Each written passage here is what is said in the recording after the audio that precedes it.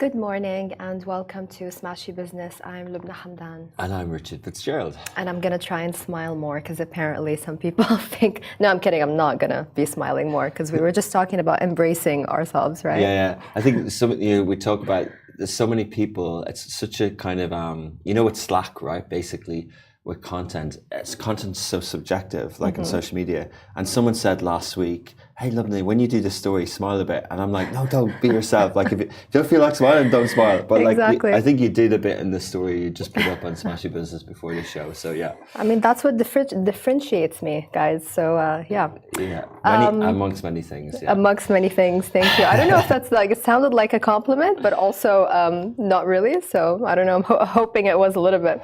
But how was your weekend? How was your weekend, Richard? What did you do before we get into the headlines? It was good. I was in here yesterday. We have Qatar, Egypt and Saudi all working. Egypt has had a lot of holidays, a lot of breaks for Eid, for Easter. Yeah. And the MD told me that they don't have another break now until the 15th of June. I'm like, yes, let's get some momentum. Yeah, exactly. So we were just catching up and stuff like that. It's getting hot. I went to the Martin Garrix concerts. We had a little bit of content there. It was nice to see something in Atlantis. I don't normally go to these things, but it was just good to see operationally how it worked and all that sort of stuff. We were media partner for... Was that a nighttime event? It was a nighttime event, and it did. I didn't swim. Nighttime events, and you missed a swim. What's going on? Yeah. Well, yeah. No, I mean, yeah. Okay. I don't know. It's good. It's good. Yeah, I did miss a swim. That's disappointing, but it's okay. Yeah. It can't do everything all the time. But no, so we were also media partner for Coca-Cola Arena, which we often are, and there was another concert there. So yeah, like that type of weekend. How was yours? Have you always been active? Because I would actually like to balance out my life a little bit and become a little bit more active. So maybe I'll go for a swim or something. I don't know. Yeah. Maybe like a boxing class or something. To let out some emotions. Yeah. No, but my weekend was good. There's one thing that I just could not stop thinking about, which is the perfume that you made me smell, unfortunately.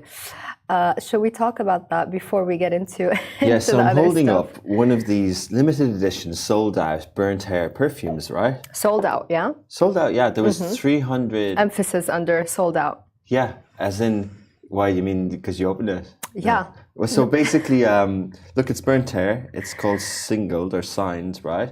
And, okay, what's the background to this?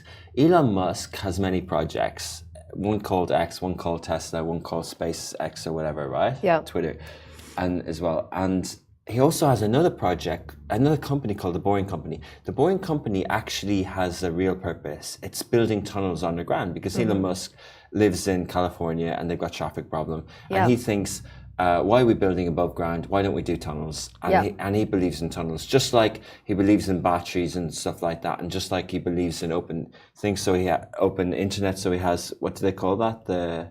What's the satellite thing he has to provide internet on the ground?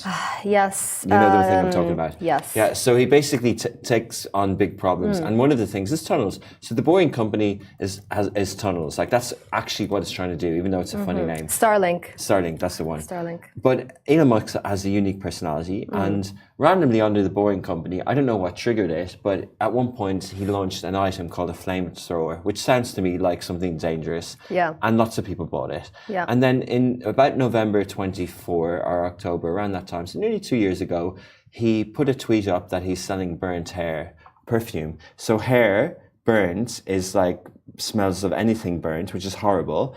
And he put it up, and I get the exact number, but it feels like 30,000 of these, and they were about 500 dirham or so, so $100 and something, right? And they all sold out, and it was like ships in Q1 23. In May 24, we get our burnt hair, right? And I was kind of like, okay, cool. And for some reason, I didn't smell it, obviously, as you would. I walked around the office. I didn't check the eBay resale value. I didn't know that I know now that the unopened versions are going for $1,200, if not more. And Lubna quite nonchalantly kind of looked at it and just went like this. Ooh, I just opened it. But like the point. Oh my days. So it has arrived in Dubai. Here it is. And it's disgusting, even if you smell it. Oh my days. I'm not going to smell this again. I urge you, if you have bought this, I'm going to keep it away from me. Listen, Richard, like I always straighten my hair, curl my hair. I know what burnt hair smells like. This smells so much worse than burnt hair. It smells horrendous. You know, I was driving after you made me smell this perfume. Okay, and I sprayed it, I think, on my wrist or something. I went to wash it in the bathroom several times. I was driving. My car smelt of it. It's not bad. I was nauseous. Oh, wow. Elon Musk, thanks. But Lubna, like I didn't make you. Like you opened it. Like you ruined the value. Of course I opened it. It's me. It's like if there's a red button, I'm going to press it. So yeah, that's funny. But yeah, Elon Musk, he achieved his desire of the burnt hair thingy. Oh gosh, that's funny. You actually needed to get the smell off you. I'm getting trauma just looking at it. I'm like imagining the smell coming back to me. But it's just insane that he launched a perfume called Burnt Hair. Everyone bought it. It's sold out. It smells so bad, and now the resale value has what? What is the resale value? It's something I think like 10, 12 times. I mean, isn't that crazy? Yeah, it is. But it's also interesting. It's internet meme culture, one level. It's also goes to show that like maybe sometimes companies can be more creative. Like he's obviously going to take those funds and put them towards building tunnels. Yeah, but he put this out as a joke, right? Obviously, because it smells really bad. He did. Right? He did, but also he needs funds.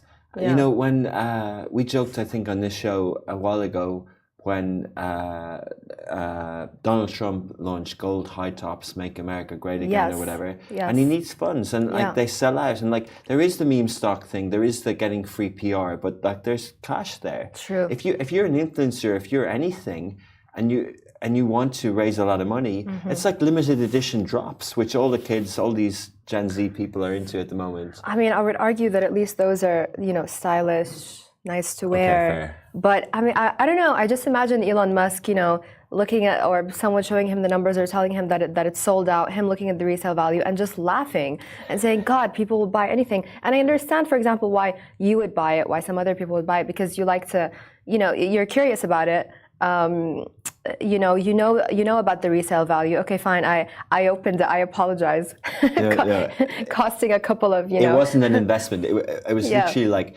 I mean, it could have been, but it could have been. It's probably half because it's open, but it's still got more value. It's still you know what you should do? You should give it to someone you really don't like. Yeah. You should gift this to someone you really don't like. I like everyone. Wink, wink. Yeah. Yeah. Okay. Cool. Let's get away from the burnt hair and on to some of the news. I'm just going to put this down so my trauma doesn't doesn't get triggered. Okay. Bottom, this is a really exciting one because I met Abdullah Abu Sheikh, the founder of AstraTech, which bought Bottom. I don't know if you use Bottom. Do you? I don't actually. Okay, so it's basically it's very popular. So you can have video call, free video calls, voice calls. Abdullah Abu Sheikh wants to turn this into the everything super app, basically. They actually call it ultra app. They don't like the word super app. They corrected us on that, but whatever the difference is, I have no idea. Yeah. You're right. I don't know what the difference is either. But they have just launched Palm Pay, where you can just swipe your palm and pay for anything instead of Apple Pay or swiping your card or your phone. So it's pretty cool. They're so he did mention this. We met him in Qatar during the Qatar Web Summit, and he did mention that they have a lot of interesting things coming up. But I just wonder about this because he said they're going to be working with banks soon. It's not clear. Oh, and he also said it's going to be available through the Bottom app and other apps, but it's not exactly clear how it works. Is it ready to go?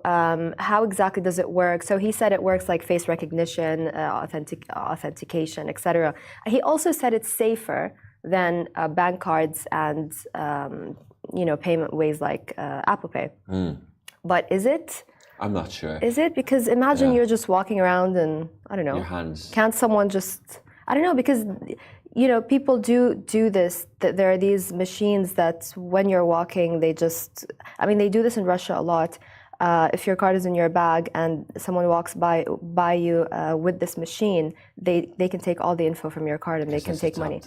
Yeah. Look, there's definitely going to be, like, financial sector is the most overly regulated, and rightly so, and compliance is really high. Yeah. But then you need innovation in some ways. I remember when the tap to pay thing started in London 10, 15 years ago, not that it started there, but I remember experiencing it first time there. And there's a lot of, like, is this safe? You know, like, there's no more putting a pin in, it's just tapping, anyone can tap, stuff like absolutely. that. But it sped things up, and I think, you know, obviously the Ultra app part, and it started with communication and video calling, and, you know, there was remittances as well, and booking anything through that app, basically, like Exactly, cleaners, everything. That's what he wanted to into, Yeah, and I think even Elon Musk X, I think the fintech part of everything app and Ultra app and Super app is super important. Kareem are getting into the fintech app as well. So there's utility, which utility can be delivery, but also can be paying bills. So you need a payment element. Yeah. And there's communication, which can be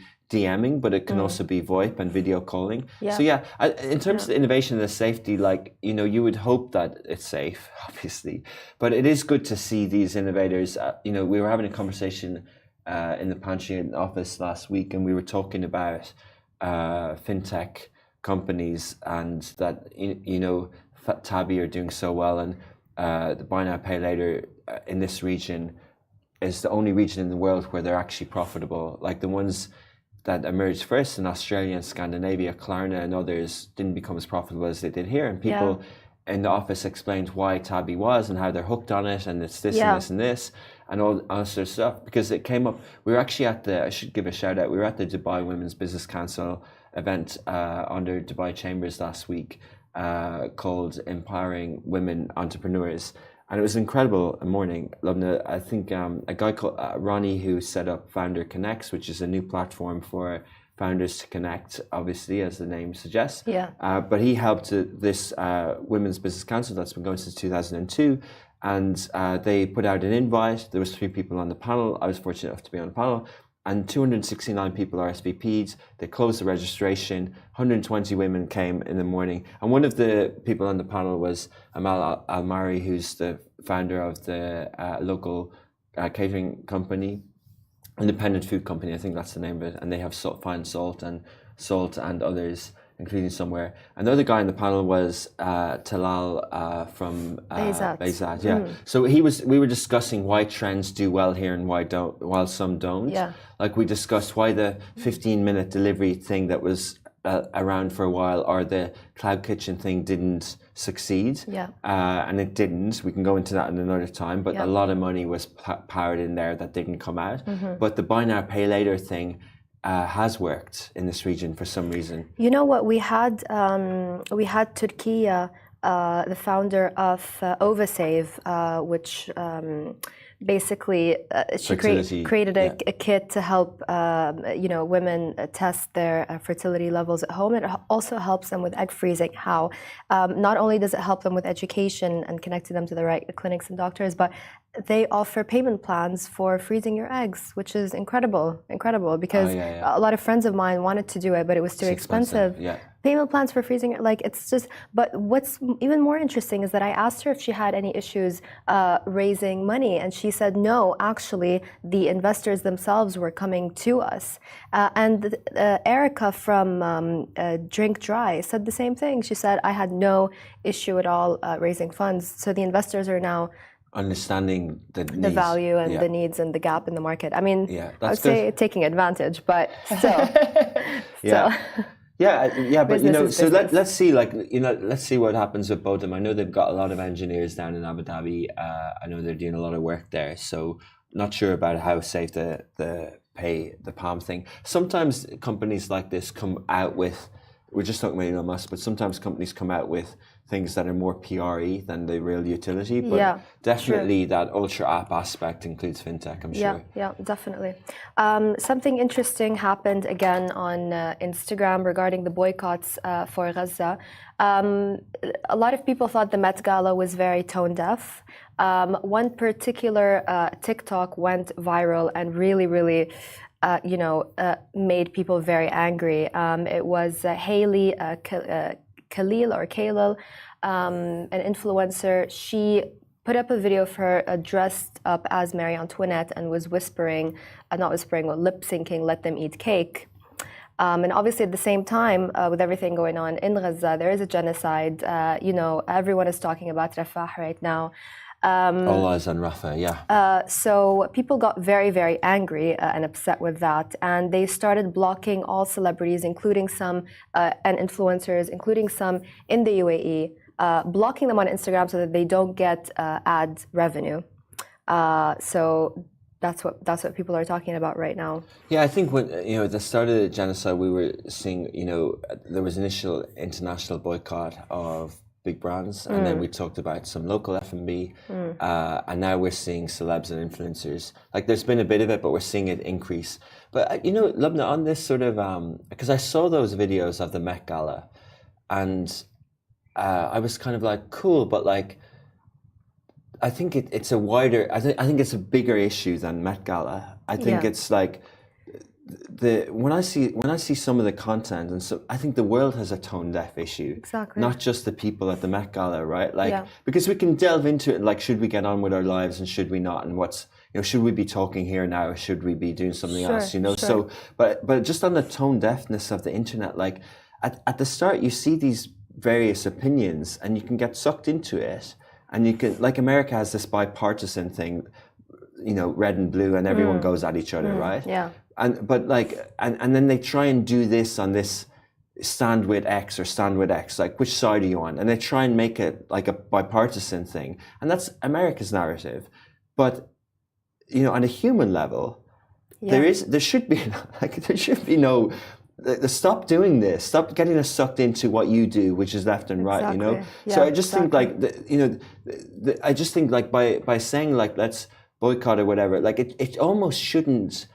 We have to say it because it's obvious, but it almost shouldn't be. It should, because it shouldn't be like we have to tell people what's right or wrong. Exactly. Like we shouldn't have to. I mean, how much more do you need to see for you to know what is right and what is wrong? And I think that's why people are getting pissed off, because they're seeing that this is not right. We have backed you. You are celebrities because of your fans.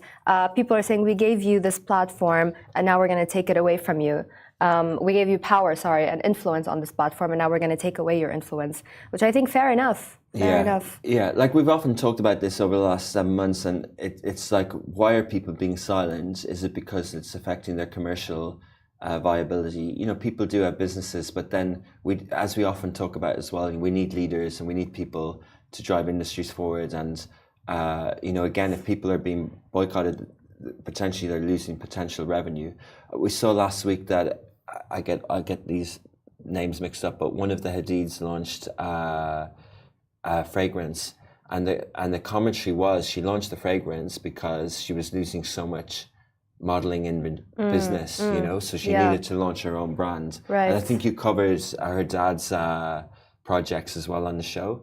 His company filed for bankruptcy as well, and one of his other daughters, his eldest one, Alana, I think her name is, if I'm not mistaken, but she launched a film production company as well, and she's getting a lot of support for that. So okay, good, yeah. But I do understand people do have businesses to run, but it's kind of like what we were talking about in the tech space when all those people were coming out and talking about Palestine and getting canceled for it, and then people started getting canceled for not talking about Palestine, know? So if everyone collectively kind of did the right thing, people wouldn't have to worry about their businesses, or at least do something. You don't have to go all out, at least do one thing. But anyways, moving on to, this shocked me in a really good way.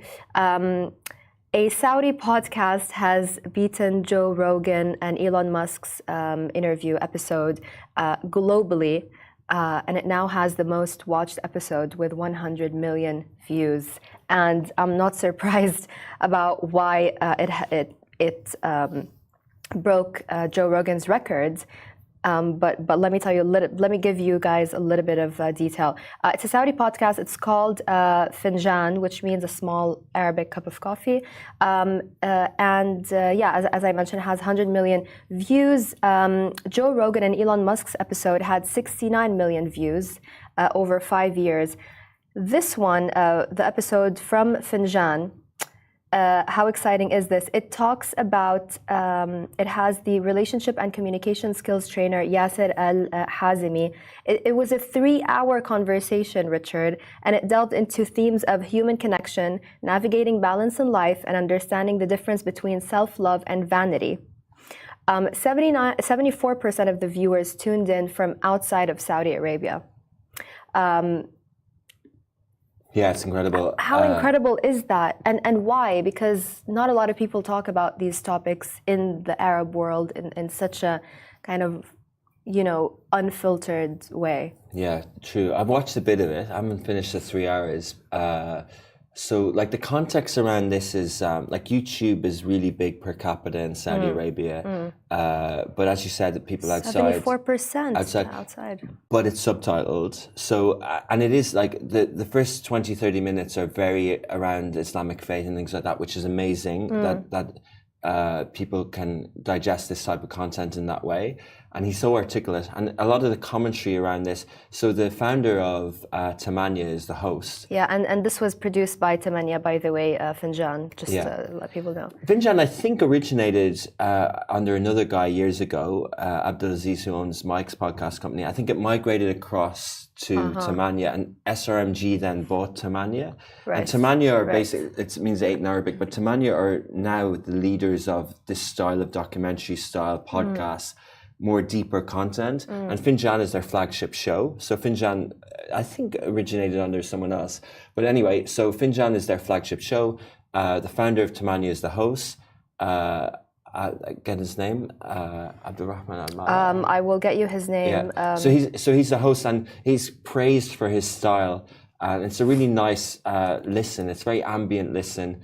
You obviously have to understand Saudi dialect, but you can read the... Abdurrahman Abu Malih, okay. Yeah, so he's a real pioneer. He's obviously the host, and Tamania are the leaders in this space. Like, everyone, they're the reference points, and he's the reference point of these podcasts. Like, he is not necessarily the Joe Rogan of the Arab world, but like, this show is the flagship show. Yeah. And the numbers are staggering. The episode launched a year ago. So it didn't get to 100 million in the last week, but now... But faster, double the amount, almost double than Joe Rogan and Elon Musk, which over 5 years garnered 69 million views, and this has, 100 million a year. And but I think it points to where we are in media today. It's on YouTube, but if you add up how many people listen to it on other channels, and Tamania are launching they launched their own audio app.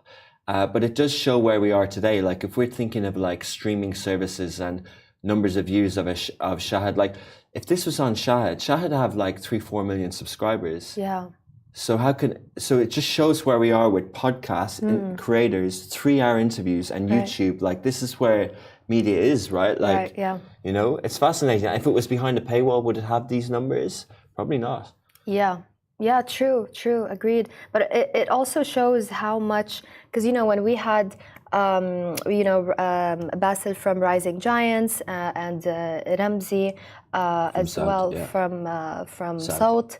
I was asking them if they think the industry the space is saturated. Is there enough demand? They said actually, yeah, there is a lot of demand, and this just shows to prove that there's demand for good content. They said. Yeah.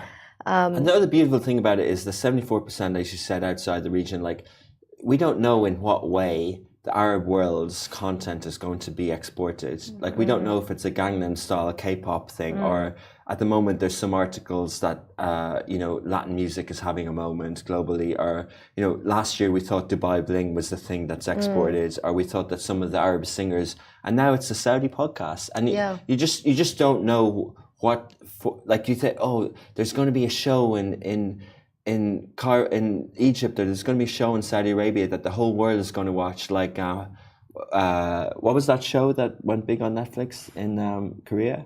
The killer one? Right, the one with the doll or something like that. Yeah, I don't know. If horror things scare me. I'm actually afraid of the dark, so I'd rather not remember that. But yeah, I think everyone knows what you're talking about. Yeah, so that's that type of thing. Like so, Squid Games. Good memory. Yeah. So basically, like you think that that's the thing that's going to pop, but actually, what's popped is an episode by Tamania on YouTube. So it's just interesting, right? It's just luck, though, isn't it? You just never know when you're gonna hit the jackpot and you're just gonna go viral. Everyone who's ever went viral never thought that they were going to go viral because of that one thing. Yeah, and exactly. The viral part of it I get, but I think the problem with the viral thing is like it's very fleeting. It's up once, but why I reference K-pop and Hunger Games or Gangnam Style is that it's a moment where culture is exported. So no one thought anything of that type of music.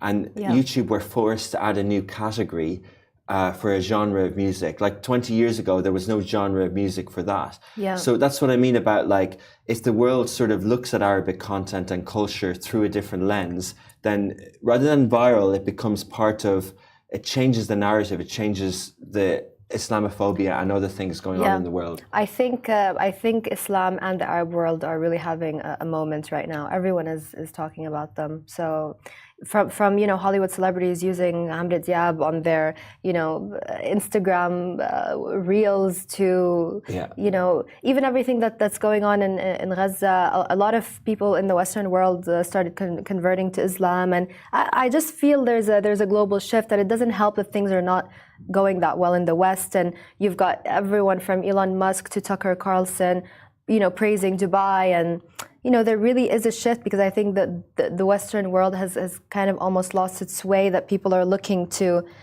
go somewhere else and go back a little bit to traditional values a little bit, while balancing and having words, that, strong words. I don't know. I mean, maybe I'm wrong. I don't know. It just seems that way.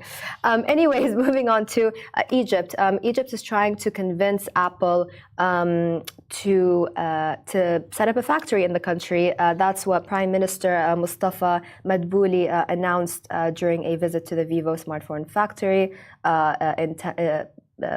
in Egypt, basically. The government has not yet issued any statements regarding the progress made in convincing Apple, obviously the world's second largest company, to invest in Egypt. Do you think that's going to happen?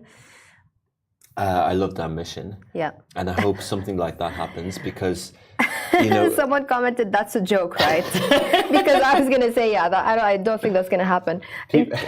I love Egypt, but they need to work on a couple of things first, right? Even Egyptians are self-satirical, because such is their humor. But I love that mission. Like, basically, like, isn't ironic, Lubna, that the US is trying to ban TikTok, Chinese app.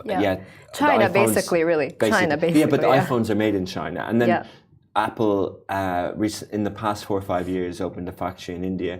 And I just, because when we were looking at where we will do our development or whatever, we didn't do India or Pakistan. We decided we wanted to be in this region, so we picked Egypt. And I think it's good that people look at Egypt, whether it's outsourcing, whether it's content, or whether it's manufacturing. And there are some things that Egypt is good industrial at historically. Obviously they've had issues with grain in the last few years, and some of their natural resources. But there's a large population. The currency is attractive for FDI and things like that. So I don't know if Apple's the right one. Like, it's the North Star has been the reference point, and he's making headlines. He's smart by saying this. Yeah. But I think, you guys did that video last week, the ad, and I just think Tim Cook's reign is going to end soon. And, no company can stay on top forever. Yeah. And what did you think of the ad, by the way?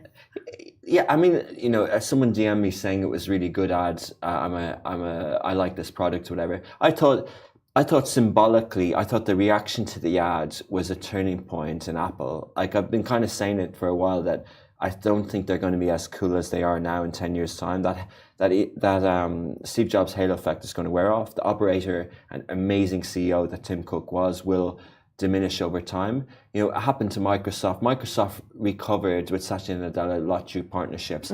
But I don't think Apple it's too competitive out there, Lubna. Like, if we look at electric vehicles. If we look at the manufacturers in China, and I think that's the wider point. Like, can this region have its own manufacturing brands? Can it have its own car or own phone, or can it attract the new takeover of Apple, whether it's Apple or whether it's Huawei or whatever? But yeah, I think like Saudi have tried it. I think Egypt and any other ambitious country who's got a large population in the region with low costs of, I think, and if they can offer tax incentives, like how did the Irish economy grow post 1990s onwards? It offered the lower tax corporate tax rate of all of Europe and probably the world. So all these companies put 2,000-3,000 employees on 12% corporate tax increase since into Dublin. I think people trying to attract FDI. Dubai has done a really good job at foreign direct investment. UAE has, but I think Egypt and a prime minister like that coming out with things like that, a headline like that would make procurement and investment people around the world look up and go, I didn't think of Egypt. Right. But they would need support. They would need security support. They would need government incentives on top of taking their own risk. You know, I don't know if I said the story on the show before, but I just want to go back to, because I feel like they're kind of interlinked. The Apple ad made me very sad because it was crushing all of those things that people feel not only nostalgic about, but that are people's whole careers, right? The saxophone, books, paint, everything to do with art. And, you know, those industries are already kind of suffering, trying to integrate with AI, trying to work with AI. And instead of showing some respect and some, emotion towards those things, it was just crushing all those things. And for me, an ad is about how it makes you feel. And for me, it made me feel really, really sad. And I remember when I was in Egypt, like, us joking about Apple's not going to go to Egypt is not because Egypt doesn't have the potential. Like, I've been to Egypt several times. I love going to Egypt because it makes me feel alive. You go to all these hotels, branded hotels, but you just feel like you've kind of stepped back in time in a good way. And there's someone playing the piano, and the menu shows you what celebrities used to go there. And I remember speaking to a waiter there, and he started tearing, saying, I remember what Egypt was, and I know what Egypt could be, and it just makes me very sad. So yeah, I don't know exactly how that's linked together. The emotions. But look, people can critique the ads from an advertising point of view, and advertising execs, those ones, creative agencies, and those people paid a lot of money to make these things. Yeah. They can go on for ages about the ad. Some will say it did its job. People are talking about it. Others will say it missed the point because Apple forgot that they're not actually a technology company. They're creative, and they're trying to sell to creatives, and creatives got upset. True. But ultimately, the purpose of marketing is persuasion, and can that get message across that this new iPad is going to be more powerful? And I think it does get that message across. Elon Musk, again, he got rid of any marketing department that he had, and I heard one executive from the media industry comment that, isn't it sad that there are no professionals telling the story of Tesla, because Tesla's features are way better than all other cars, and the best storytellers in the world, the ones who built Apple, the ones who built Nike, because he's not putting marketing budget, aren't telling the story. Exactly. I listened to this podcast, Business Wars. It's one of my favorites because the way the storytelling is done is just, it's just done really, really well. You really feel like you're in the story. And they were talking about Nike versus Adidas. Do you know where the slogan comes from? Just do it. It was actually a serial killer that went outside of a burning building, and all of the cop cars were surrounding him with all these guns, and he just said, just do it, just effing do it, and they all started shooting at him, and that's where they got the slogan for Nike. That's just do scary. It. Isn't that insane though? Yeah. But you're right. Where are those people to tell that story? Yeah. Elon Musk loves himself too much to keep someone. Yeah, I look word of mouth is too good around. What? I said he loves himself too much to keep someone really, really good around, I feel. Okay, yeah. I don't know. Maybe. Right? Probably, yeah. I get that. Anyways, anything else before we say goodbye for today? I think we had one more. The HR startup in Saudi received funding. We do, yes. Okay, let's go for it. We'll do You one wanted to cut off last the time. Yeah, we're seeing a lot of startups doing stuff around HR. I'm just going to go through this real quickly. So a Saudi-based HR tech startup, Q Salary, has partnered with Itqan Capital, which is a Saudi-based investment company. They're launching together an $80 million income-generating fund. This is to finance salary advances and petty cash management services for clients. Good one, because I think, these little small issues, these little, problems that a lot of companies have when it comes to HR. We're seeing so many of these startups like Bayzat, like Alfie, which went bust, but for other reasons. It's good to see that. What do you think? Would you kind of use some of the services by these HR startups, you think? Yeah, look, I think it's software procurement. I think, look, SaaS industry is obviously taken off. Again, referencing something I read recently, but Mark Benioff, the CEO of Salesforce, is sort of credited with like pioneering this SaaS model, and everyone uses SaaS now, right? Like Google Gmail used to be free at the start. Now we pay $15 per person for the kind of Google Cloud per month. And so the SaaS model is there to stay. And I just love that when I was sort of starting off here in the business and everything, I was a bit annoyed that all the SaaS products we had to use, there was no providers in the region. So I kind of I welcome attempts in the region of creating SaaS products, whether it's HR or others. It's not really for me. I don't think I can run that type of a business. I don't think I can raise that amount of money and go through the burn rate and build in that way. Just operate differently. But so any effort to kind of streamline things, I think SaaS is a business model, but also it reference automation, it reference embracing technology, it reference doing things faster, whether it's fintech, whether it's HR, whether it's things like that. So see that there's funds and to see that there's, things happening like that in Saudi, I'm all for it. Yeah. No, same. It's available in Saudi Arabia and Egypt, and plans to expand to the GCC as well through local and global partnerships. So I think we'll be seeing them around soon. But thank you guys for your time. Thank you, Richard, for your time. Please don't have another espresso. Yeah, I won't. That's enough for today. 3 is enough. Is that how many espressos you have nowadays? No, I just didn't sleep much, but yeah. Okay, because of the Martin Garrix thing, or?